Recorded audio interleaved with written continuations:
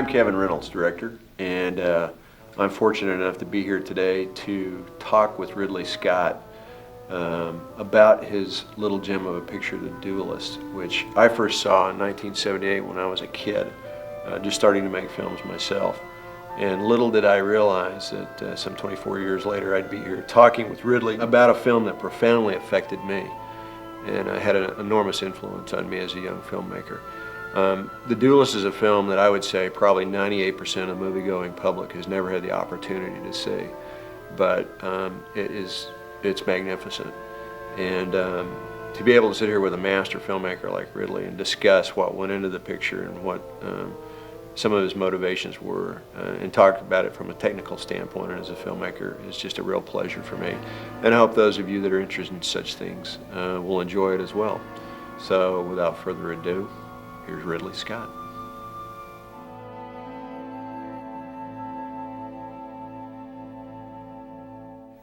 So really, can you tell me what the genesis of the project was? This was the fourth attempt to do a feature film, and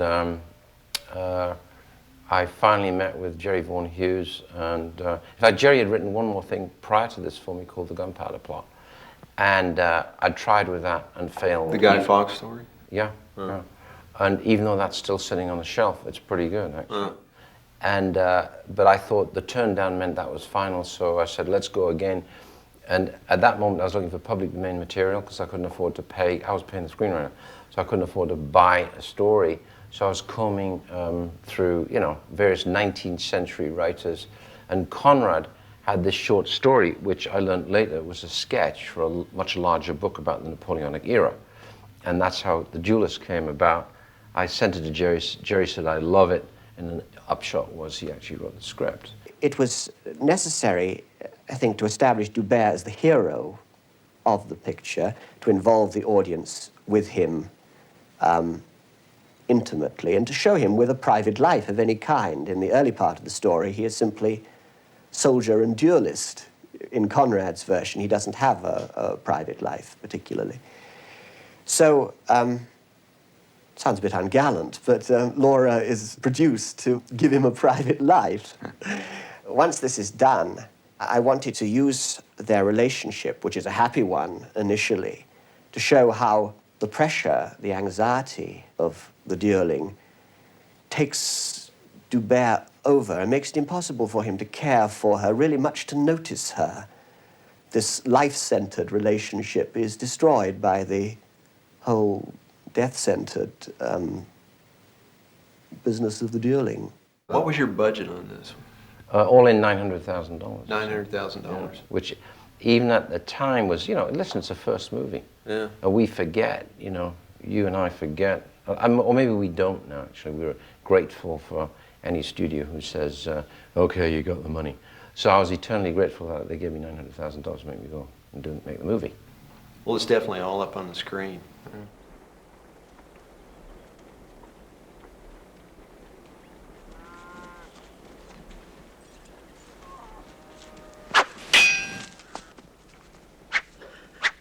I'm assuming in this scene here, this first sword fight, that beautiful structure in the background that's up on blocks almost, that's an existing structure. You guys didn't build that. There's nothing built in this film because I couldn't afford it. But in fact, this interesting is the first day of principal photography. And the guy he's fighting, I think, is Alec Guinness's son. Wow. And Harvey said, I don't want buttons on these swords, you can see them. I said, okay, it's pretty dangerous. And Harvey had only learned to handle a sword for the last 2 weeks.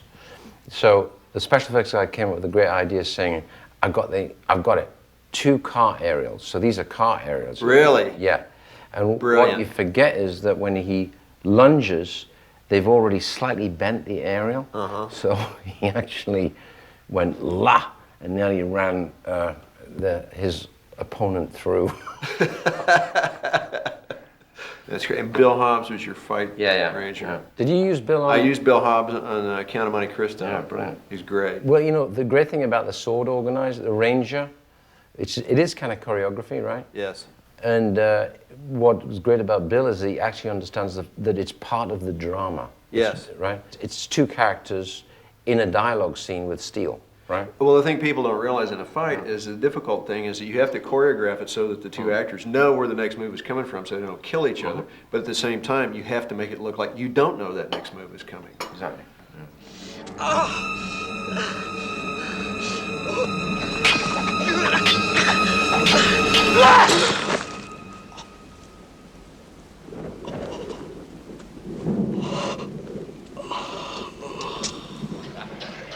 Gentlemen, general tryout. In this scene, you get your first taste of this beautiful interior lighting, which to me is just the hallmark of this picture. Because when I first saw this film, I was very young. I saw it in Austin, Texas, and I was so taken by just the beauty of these interiors. How you let the dark side just fall off more. In most pictures I'd seen up to that point, they were all filled in, but they just let it fall off, and it was so beautifully natural. Well, Frank Tidy. Frank Tidy. Was that Frank or was that you? No, a bit of each. Frank and I had done probably at least of all the commercials I'd done, probably done at least 200 commercials together. So, you know, at that moment we were virtually phoning it in. There was no concern about how much is in the shadow. And Frank knew this is what I liked. And I don't mind if windows blow out. I don't mind if it burns out. I don't mind sometimes if it goes totally dark. And Frank just knew really how far to go. But that was great. And but it's the only film I ever did with Frank, actually. You did fight a duel this morning. Of course. You make dueling sound like a pastime in the Garden of Eden. Now, how did you come to select Carradine and Keitel for these two roles?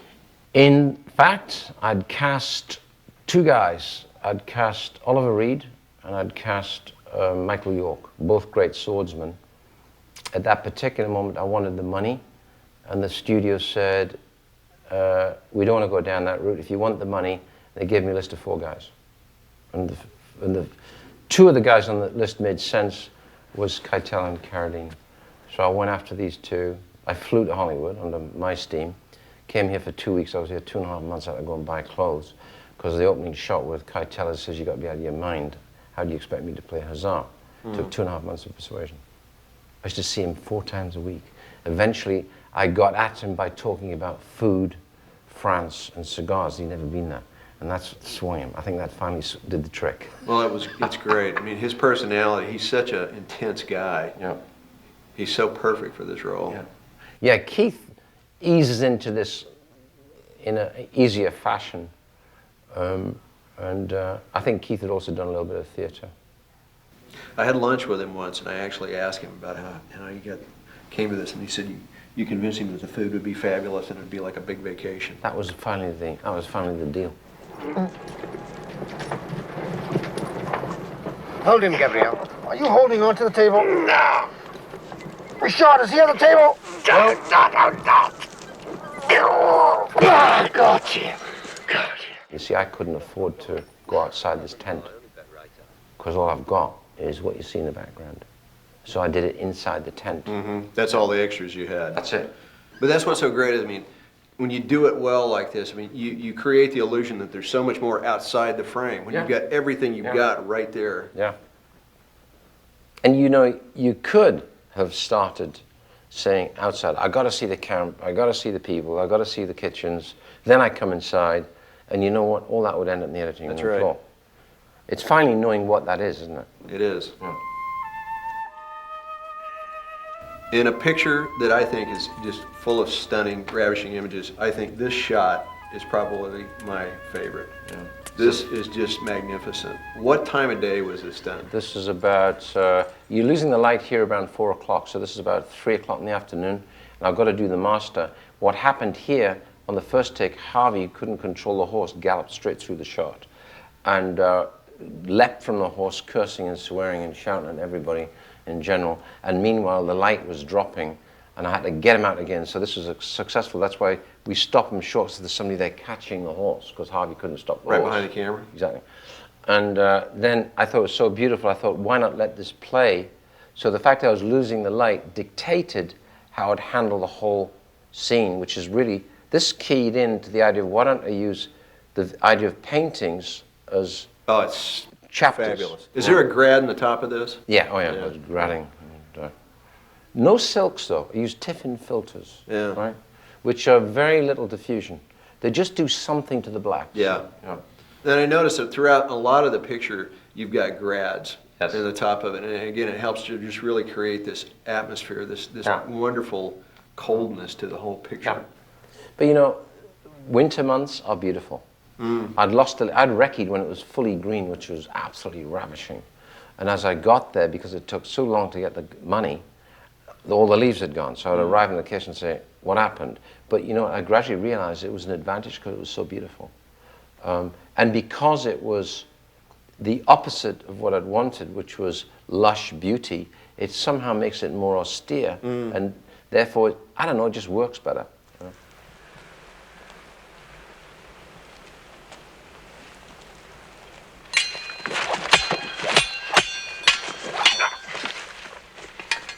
When you did scenes like this, or what's your style really? Is it different than it was in as far as how you'd rehearse the actors? Did you come in and know where you wanted to put them before the scene, or did you let them rehearse and sort of place themselves and you sat back and figured out the coverage you wanted, or No, what? I always know. I know, and I've been through every which way with them. And when I've sat there and said, well, let's walk through the scene, you know? But actually, I know exactly where I want them to be, and so gradually I edge them into the position of where it needs to be, more or less. Now, Harvey, I think you were a little. Could you? I'm on a fairly long lens. Could you come a little closer to him? Follow him in a little closer. Where's it? There. Okay, Keith. Could you just hit the map, please, up? Okay, just boom, crunch. Okay, there's a general rush. They won't be there yet, so there'll be a beat later. Okay, then they start coming in. Then Harvey walks forward. I think now just hold Harvey. And I think most actors are very happy about, providing they feel confident with you, there's no questions that it all just falls into place and it just starts to move. Right. And I think, again, it's all about making decisions, you know. It is. I mean, different directors have such different styles, because some directors like to just sit back and let the actors do what they want, and then they just put a camera up and record it. Yeah. But visualists like you like to force the eye, which you have to do. You have to do. You just have to. Well, you do that as well. And so, you know, and finally, it's for them. It serves them and the story. Now, sometimes if I've ever had a hard push on that with somebody, which rarely happens, I've basically said, you know, this proscenium is all about you, and it's all about making you look appropriate and all good. So if we fiddle a bit, it's for a good purpose. And usually they relax. Hold it there. Good. Okay. Yep. And turn over. Running. Mark. 106, take one. You know, what I like about the script, always when I keep revisiting it, is the elegance of the choice of the writer, that is very minimalistic, very specific, and always loaded with humor if you're looking for it. So that's Jerry. And it's all there on the page. I like to be very particular, and I think it helps. After all, the script is the first thing that happens in a movie. Someone has to sit down and produce what everybody else starts from. And I think I like for myself, and I think it's helpful for other people, to be very specific, to describe exactly what you yourself see. But it can't possibly be the director's duty to go and find, well, I can think of the third duel, the duel with sabers, which is fought in a partly lowered barn. I imagine that being fought under a stand of big elms with the rooks whirling and cackling in the trees. Well, that was okay. It was quite a nice thought, and the way Ridley did it was superb. And certainly it's not his job to go and find a stand of elms to shoot under, because that happens to be what you've written.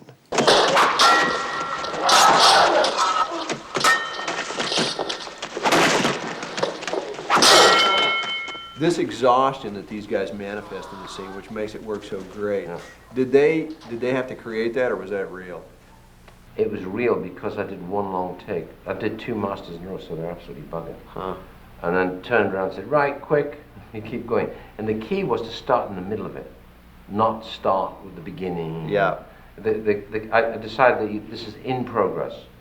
So in other words, you can already start with the blood and the sweat. I didn't push them. They decided and said, no, we're going to do it with the real blades, which of course are blunted. But that épée, or whatever it is, the point, even, you can't use the button because you can see it, okay? Yeah. And so the point ground off would go through you quite easily, and you wouldn't even know it had happened. Literally, when you pulled it out, you'd probably then go, oh, it's like a razor blade cut. It hurts about 5 minutes later. And they're very dangerous pieces of steel. And the sabres were full-weight sabres, which even with a blunted edge, would still give you a nasty wound. But they went through the whole process of four sword duels with them, because it really does. It affects your performance. As soon as you put a fiber blade on, as opposed to, a 2-second swing, with a fiber blade it takes a quarter of a second, you know what I mean? And it affects the weight, the manner, everything. And the attitude. And the attitude, yeah.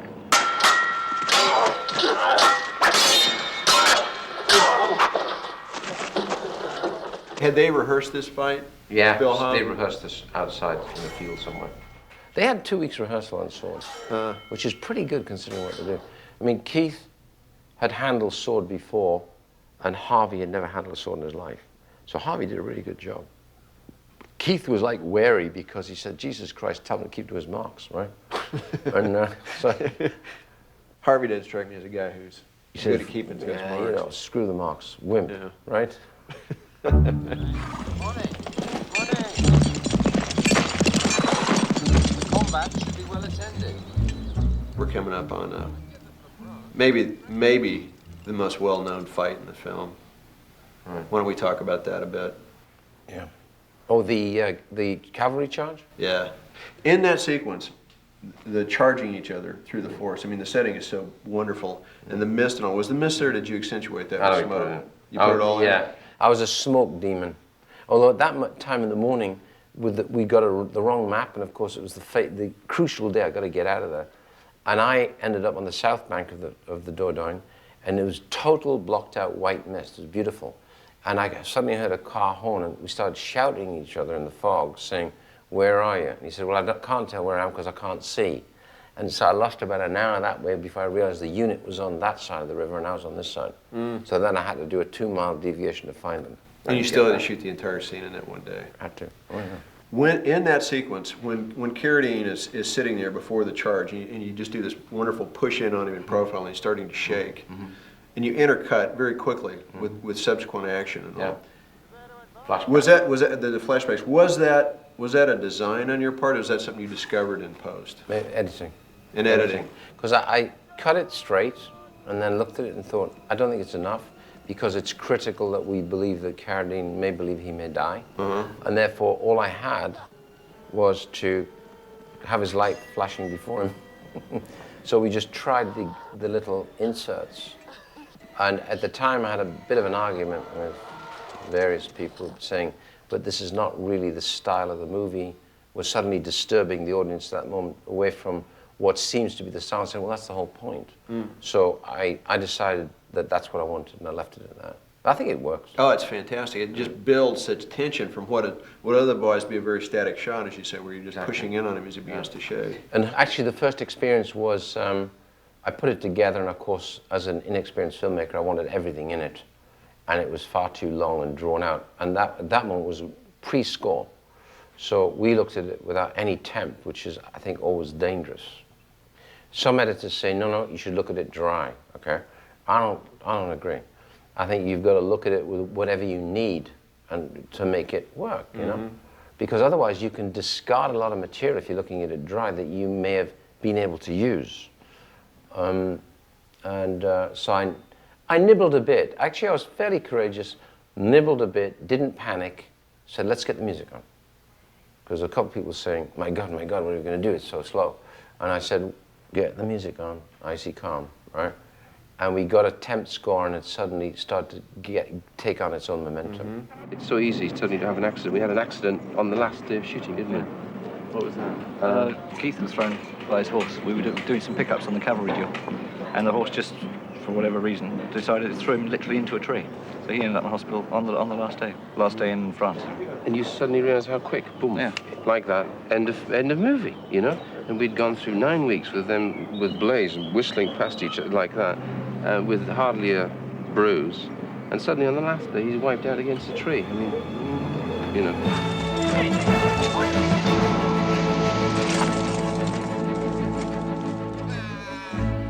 Did you board this sequence out? Totally, Yeah. completely. Every shot, blow by blow. So you knew every piece that you needed. Yeah, because people say, well, it doesn't leave room for error. I said, on the contrary, it means I've thought it through, and it means I don't need anything else. Right. But they said, do you leave room for other things to happen? I say, of course, but At least you've got a plan. we got a plan, and usually, if we're well designed, I don't really need anything fortuitous to happen, unless it happens magically when he's asking his lady to marry him, and the two white horses behind are not behaving, and one is trying to mount the other, and that was really good, so I just kept running. That's nice when that kind of thing happens. Speaking of that scene, when he's proposing to her, and the two horses, and the horses start to act up, did that throw the actors when they did it? Did it change the dialogue at all? No, she They started stayed giggling. on book? She starts giggling. And that's not designed because he's meant to be proposing, so she's giggling. So that worked because she thinks he's uncomfortable, but she's giggling because she can see the horse has got a giant erection. Let's just have a camera. Sorry, but that's what it was. You can cut that out if you like. Before I forget, can you talk for a bit about Tom Rand and the costuming and how you guys came to Yeah, this Tom had wardrobe? done a lot of commercials for me, so I knew him well, and so this was to me my first. So Tom was a natural choice, and we pretty well made all the female costumes in the UK and the normal costumes, but the great military costumes were made in Italy at Peruzzi. And what I learned at that time was a big lesson in filmmaking. I paid for the costumes. They owned them. I thought, wait a minute, that doesn't work, mate. I was furious about that, because just the costumes for these two guys at the time cost me £19,000. And so I said, how is it if I bought them, they own them? And they said, that's the deal. Were you guys slavishly authentic? Yes. Yeah, it shows. Yeah.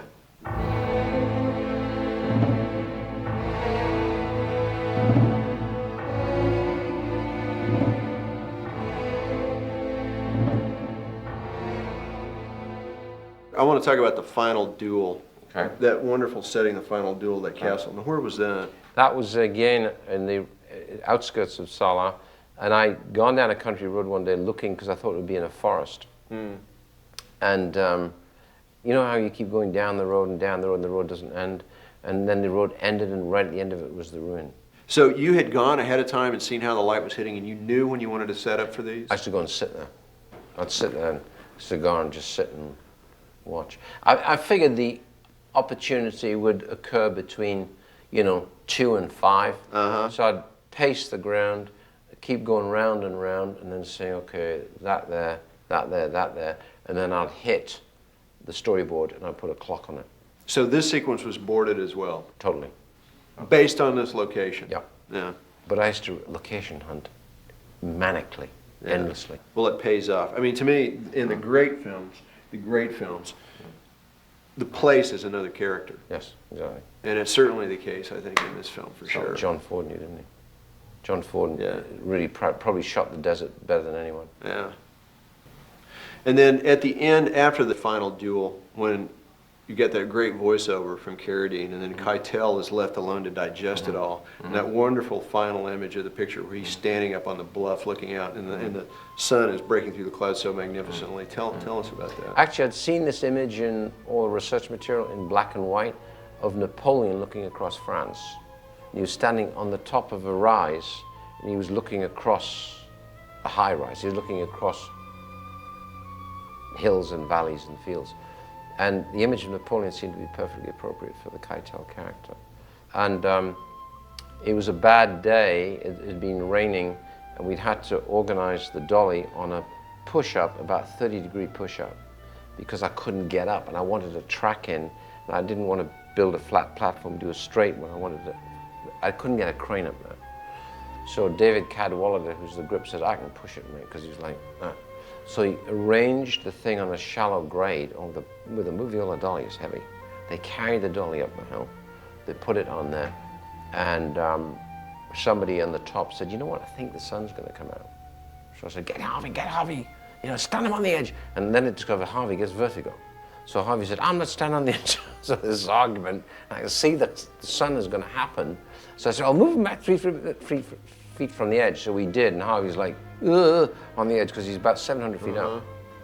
And we action, track up, and this is the great thing about operating as well, because you can adjust and move and adjust all the time and whisper, crane up a little bit, slower, faster, you know? You're in it, you're in the shot. And as I arrived, the sun came out, just glimmered, and then went, and then glimmered again, and then it kept coming. I'd see it's going to keep coming. It was so great. I figured that we have the shot, so you talk Harvey through it. Say, Harvey, I want to ask you to do something a second. Don't move. Just slowly turn to face east. He said, which way is east? I said, to your right, okay? So he starts turning to his right, and as that, we then track back down. As we track back down, the sun comes out again, more, brighter. And so there was the last shot. Well, talk about serendipity. Yeah. I mean, every picture is completely different. Sure. And somehow some of them are just blessed and they have a serendipity to it. And I would imagine this one certainly must have had it. Oh, this did. And the only shock, there was no shocks with the film, because by the time I'd finished the movie, we'd got this very nice thing of being the official British entry at Cannes. The upshot was I didn't get the Palme d'Or, I got the Grand Jury Prize, and Padro Padroni got the Palme d'Or. Shall I do the clap? Yes. Well, congratulations. How do you feel about it? Wonderful, wonderful, wonderful. And I thought, oh, this is great. And I we brought it to America, they released it, and they made 7 prints. So I ended up in one theater in LA, Fine Arts down here, which is actually a good little theater still, and Austin, Texas, I think, which where you saw it. New York, Chicago, 7 theaters. And I never complained. I thought, oh, that's good. But the thing that it really did here, which was puzzling, because they both didn't understand how to sell it, but it opened a gate for me in a big way. Well, it was a very influential film for me, because when I saw it, I was just starting to make little pictures. And I was so taken by it because it was so unlike anything I'd ever seen before. And it's always stuck with me. I mean, it's just a beautiful piece of work. It's a little gem that I'd say probably 98% of the public doesn't even know exists, because they've never had an opportunity to see it. Hopefully they will now. Hopefully DVD. they will now. Yeah. Magnificent film. Okay. Since most of you will probably never have an opportunity to see this wonderful picture on film, the next best thing will be to see this new DVD version of it. And I hope that all of you get an opportunity to, because you just can't appreciate what a great piece of work that this is. It had such an enormous effect on me. It influenced my last picture, The Count of Monte Cristo. And I looked at it over and over again in preparation for my own film.